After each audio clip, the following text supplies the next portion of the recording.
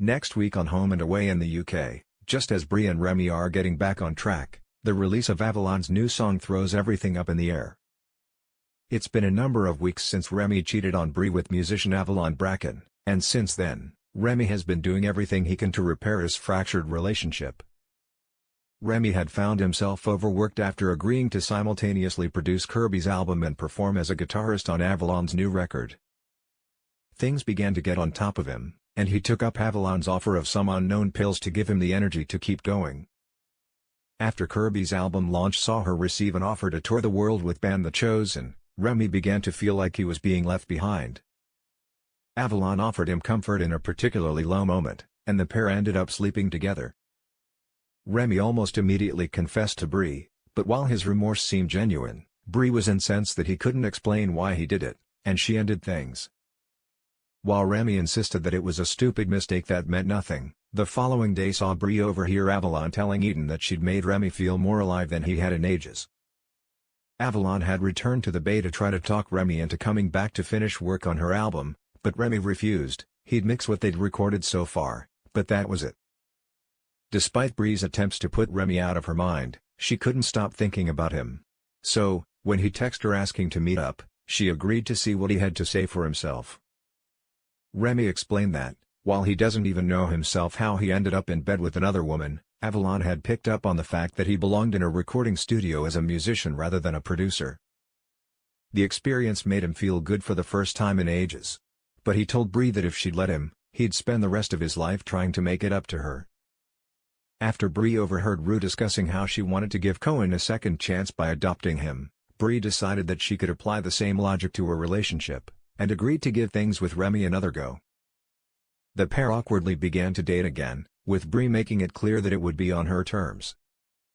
They struggled through an initially awkward date at Salt, before slowly becoming more comfortable around one another. However, when Bree invited Remi back to her apartment, Remi ruined the moment by going in for a kiss. This week, the uncomfortable tension between them continued over a lunch date at Salt. The conversation was stilted, and Bree flinched when Remi so much as reached for the sugar. Later, Bree became emotional, explaining that she felt like the onus was on her to get over what Remi did. When Eden followed her, Bree explained that whenever Remi went to touch her, she couldn't help but think about how he touched Avalon. Eden tried to reassure her that there's no rush and that intimacy will happen when it happens, but Bree interpreted her words differently, returning to Remi and immediately trying to undress him.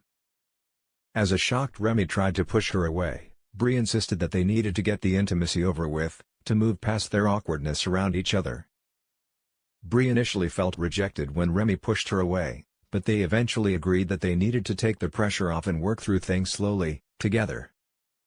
Next week, the pair finally seem to be gaining confidence around each other, and most of the awkwardness has passed. However, an avalanche-shaped obstacle is about to destroy all of their hard work. As Bree and Remi enjoy a drink together at Salt, Remi runs into Justin, who offers him his congratulations. Remi has no idea what he's talking about, until Justin reveals that Avalon's new song has just dropped, and not only has he been publicized as the featured artist, but Avalon has referred to him as her muse. She's also uploaded a number of photos of them, including a selfie on the couch, looking very close and comfortable together.